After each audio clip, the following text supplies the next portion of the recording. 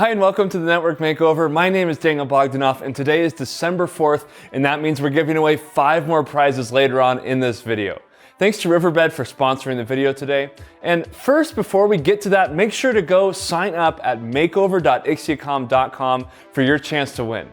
We're giving away prizes every day between now and December 13th. On the 13th, we're also drawing a winner for the grand prize $50,000 network makeover made up of your choice of Ixia equipment. If we don't draw your name, it doesn't mean you're not still a winner in my book. That's why we've handpicked some of our favorite white papers, videos, app notes, and webinars from around specific topics just for you over on the event page. You can find those down at the bottom. Mike has also labored to the point of physical and mental exhaustion to bring you a fresh tip right here each day. So today's tip is all about one of the most common questions we get here at Ixia. It's about network monitoring and packet brokers. Over to you, Mike. Hello everyone. Today we're going to answer one of the most commonly asked questions we get here at Ixia. What in the heck is a network packet broker?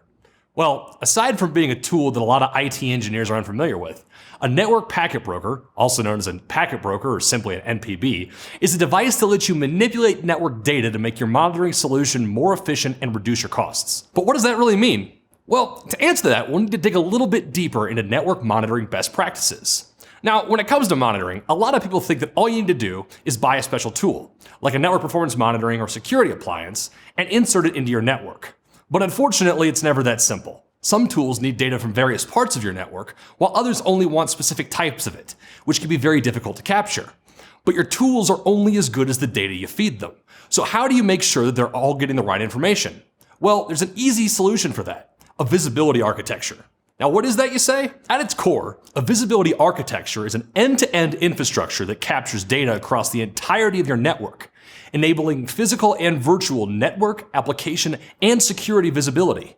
To create a visibility architecture like this, first you need to deploy taps or span ports across your network so that you can access monitoring data. Of the two, I always recommend going with taps, because you can place them anywhere in the network you want. Now, while you could just send that data directly to your monitoring tools, too much data will impair their performance. This is where a network packet broker is supremely useful.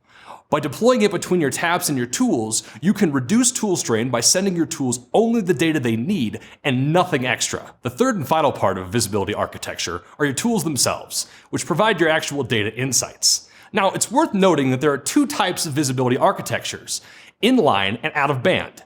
The architecture I'm describing to you today is out of band, which means that your packet broker is not directly in the line of production traffic. Ergo, if you take the packet broker out of service, it will not affect your production network. There are a number of situations where this kind of architecture is useful. In fact, off the top of my head, I can think of more than 70. But in the interest of time, here are the 7 most valuable use cases for an out-of-band packet broker. First off, there's aggregation, and it's an extremely popular use case. This is where an NPB combines data from multiple taps or span ports throughout your network and sends a single stream of data to the monitoring tool. No duplicates, no missing packets. Next up, we've got replication. This is where an NPB makes multiple copies of the same data and sends it to multiple tools at the same time for parallel analysis. Then there's filtering. With layer 2 to layer 4 IP packet filtering, you can use your NPB to remove unwanted data so that only specific data is sent on for analysis. This is especially useful for tools like a Wireshark or a DLP. At the other end of the spectrum, layer 7 filtering gives you application level filtering. For instance, you can screen in HTTPS data or screen out Netflix data, all based solely on the application type. With deduplication, you can make your tools more efficient by removing unnecessary duplicate packets, which are caused by things like a Cisco ACI architecture, span ports, or the use of just too many taps. In a similar vein, load balancing enables you to spread the data analysis load across multiple monitoring tools. Should one device fail, data is efficiently distributed across the remaining tools. And finally, you've got faster troubleshooting. Once you pair a tap and a packet broker together, you have fast access to the data you need when you need it. This means you'll almost never need to schedule maintenance windows to collect monitoring data.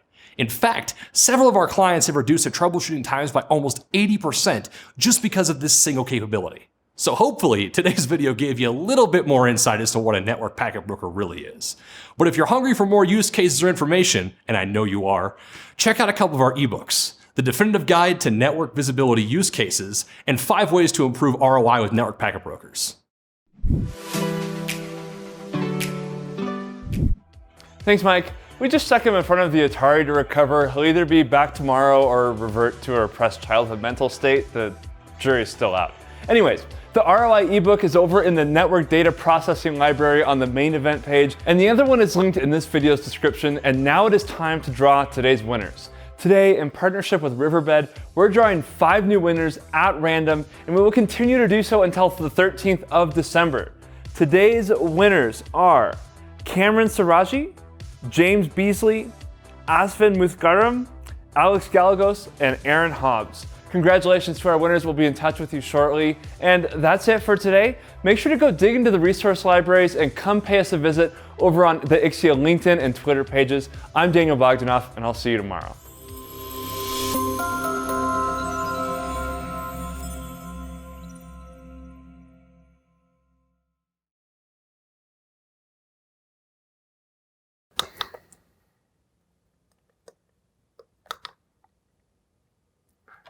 Well, guess I'll make a tip video tomorrow after all.